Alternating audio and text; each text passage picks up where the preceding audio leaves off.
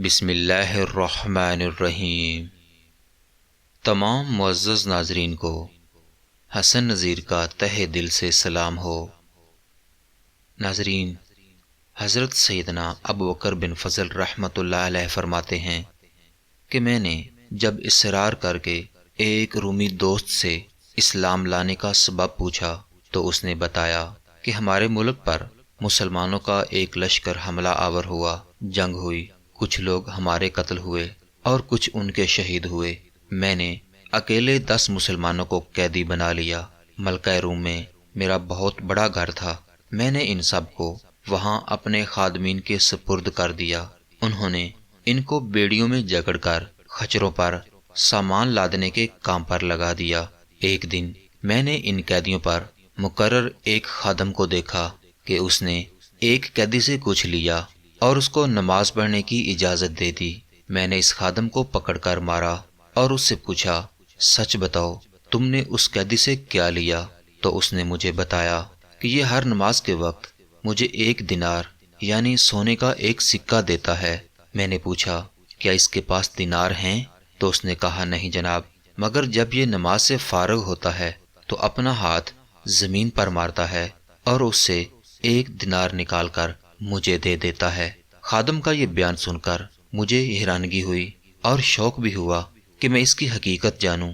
لہٰذا جب دوسرا دن ہوا تو میں اس خادم کی وردی پہن کر اس کی جگہ خادم بن کر کھڑا ہو گیا۔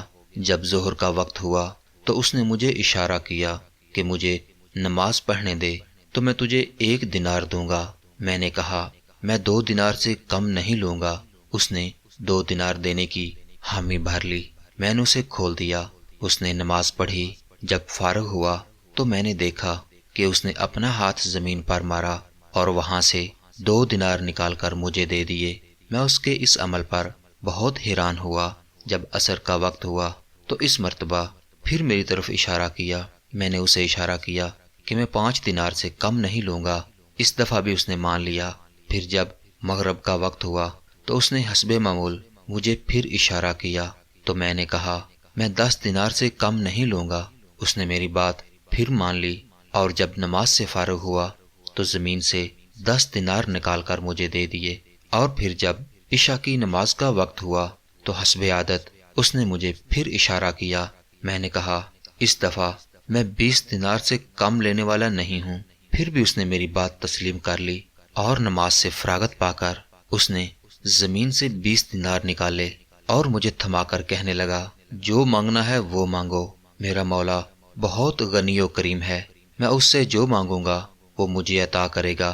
اس کا یہ معاملہ دیکھ کر مجھے یقین ہو گیا کہ یہ ولی اللہ ہے۔ مجھ پر اس کا رعب طاری ہو گیا اور میں نے اس کو زنجیروں سے آزاد کر دیا اور وہ رات میں نے رو کر گزاری۔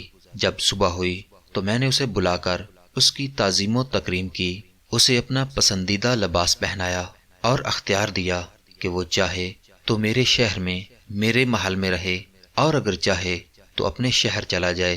اس نے اپنے شہر جانا پسند کیا۔ میں نے ایک خچر منگوایا اور راستے کے اخراجات دے کر اسے خچر پر سوار کیا۔ اس نے مجھے دعا دی، اللہ پاک اپنے پسندیدہ دین پر تیرا خاتمہ فرمائے۔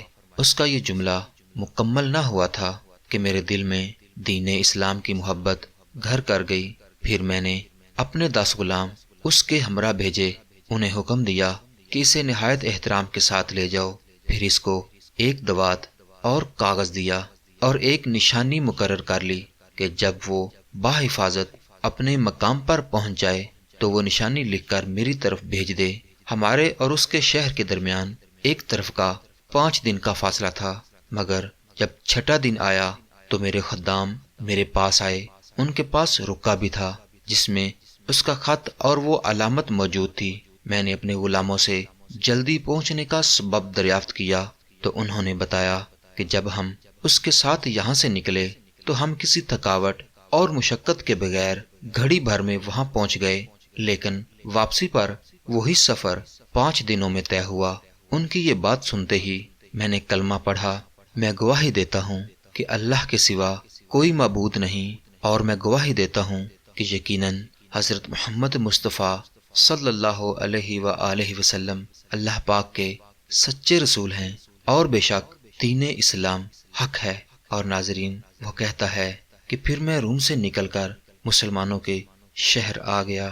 ناظرین، اللہ پاک سے دعا ہے کہ اللہ پاک ہم سب کا خاتمہ بالایمان فرمائے، آمین ثم آمین۔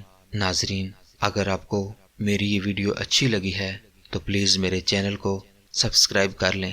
اللہ تعالیٰ آپ سب کا حامی و ناصر ہو۔